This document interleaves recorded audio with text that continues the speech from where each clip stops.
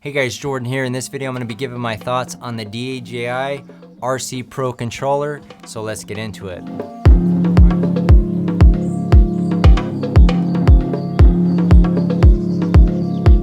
All right, so I'm a big fan of the built-in screen controllers. I don't like using my cell phone as a screen when I'm flying drones out at properties. I've been a user for a long time. Here's the smart controller.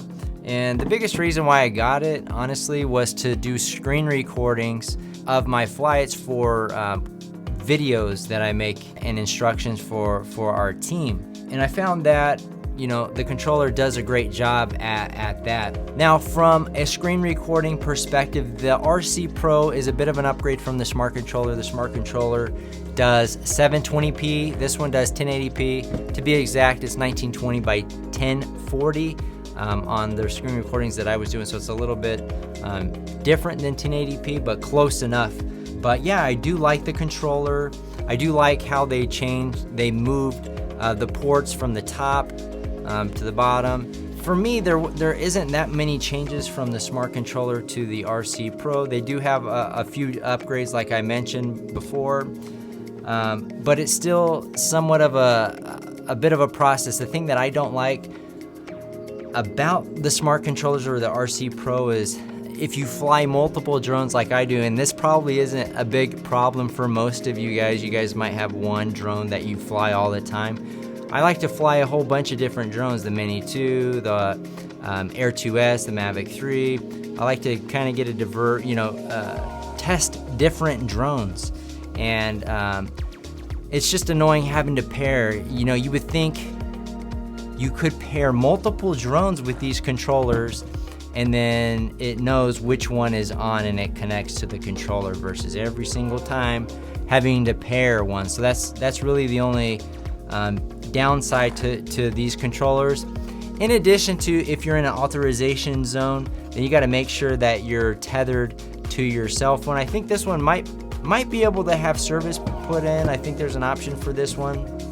If you're flying a ton or you only do drone stuff, it might be worth it, but using your phone's hotspot for me has always worked, getting approval. Now, I will say that the RC Pro, from a processor perspective, it does seem a little bit more snappy opening the DJI Fly app over the older one. But in all, it's very, very similar. It's not necessarily an upgrade from the smart controller, though there are things that are better about it. It really just depends on the drone that you're using. So the newer technology, the newer drones, you have to get the RC Pro, some of the older ones. So make sure to check compatibility before you go out and purchase an RC Pro, or if you get the smart controller. I think the price point for both of these are about the same. So if you have a newer drone, you get the RC Pro. If you have an older one, you get the smart controller. But for me, I really like these. And actually, I think they're way too much money right now, right? So this one was like $1,100 or something like that.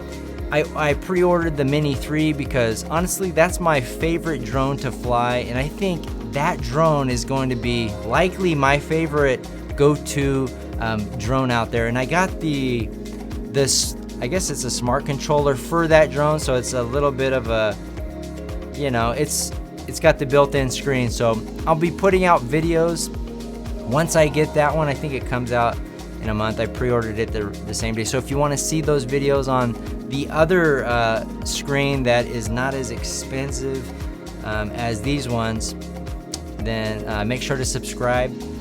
But for $1,000, I don't think these ones are necessarily worth it unless you're somebody like me that likes to make videos and maybe do screen recordings for instruction.